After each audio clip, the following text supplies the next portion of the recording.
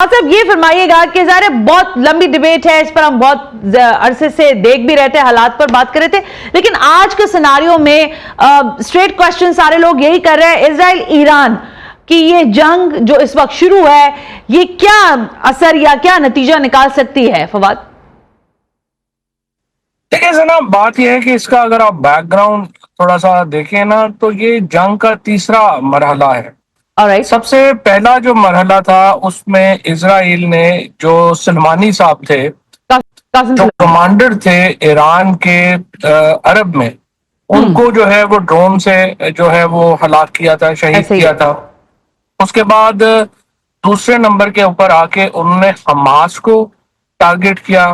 फिर आपको याद होगा कि एक दफा वाकया हुआ कि पेजर जो हैं वो सारे ब्लास्ट कर गए और उसके अंदर जो सारे फाइटर थे हिजबुल्लाह के, वो इनकैपेसिटेट हो गए। उसके बाद इसके नतीजे में जो उसके बाद उन्होंने उनको नसरुल्लाह साहब को शहीद कर दिया, हसन नसरुल्लाह को। जी जी।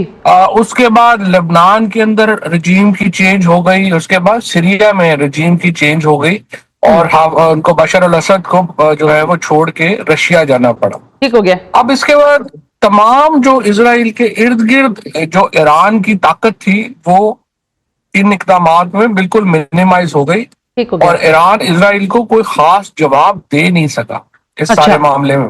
ओके, अब ये अगला मरहला है जिसमें इजराइल ने डायरेक्ट अटैक कर दिया ईरान के ऊपर।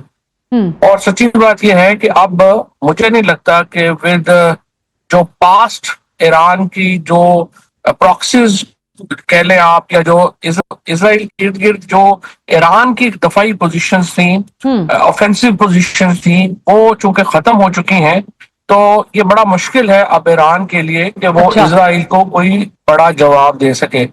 अब ईरान में और इजराइल में 2000 किलोमीटर का फासला है। ठीक है। जब ये अपने बैलिस्टिक मिसाइल वहां पे फायर करते हैं तो वो इतना ज्यादा फासला होने की वजह से एफिकेसी उनकी वो नहीं है। ठीक है। अगर यही मिसाइल लेबनान से फायर हो या सीरिया से हो तो फिर उसका मामला और है।